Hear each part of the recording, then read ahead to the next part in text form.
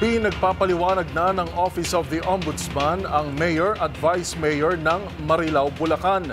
Ayon sa complainant, sangkot ang mga akusado sa di umano'y pagre-repack ng relief goods mula sa Department of Social Welfare and Development o DSWD sa mga supot na may muka ni Mayor Henry Lutaw. Magbabalita si Val Gonzalez. Pinagsusumiti ng Office of the Ombudsman ng counter affidavit ang alkalde at vice-alkalde ng Marilao, Bulacan na inirereklamo dahil sa umano'y ginawang pagpapalit ng mga laman ng family food packs na galing sa Department of Social Welfare and Development o DSWD.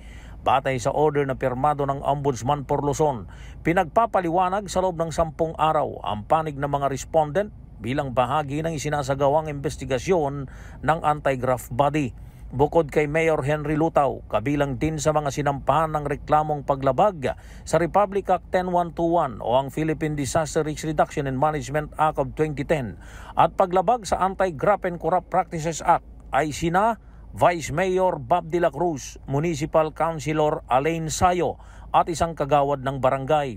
Patay sa complaint sa affidavit ng isang Alexander Montilla, pinalitan at muling nirepack ang laman ng relief goods mula sa DSWD at ipinamigay sa mga residente ng Marilao na biktima ng pagtama noon ng bagyong si Karina at epekto ng habagat noong buwan ng Hulyo.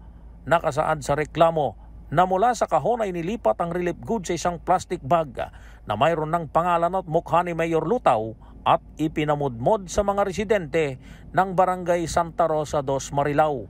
Batay sa implementing guidelines ng DSWD, bawal i-repack o buksan ng sinumang LGU ang ipinamimigay na relief goods dahil ito ay nakadisenyo at akma sa 3 araw na pangangailangan ng bawat pamilya na biktima ng isang kalamidad. Ang panawagan po namin sana yung nararapat na dapat gawin ng ombudsman na maghahatag ng preventive suspension para sa mga na-involved na opisyales. Para sa MBC TV Network News, ako si Val Gonzalez, DZRH, una sa Pilipinas, una sa Pilipino.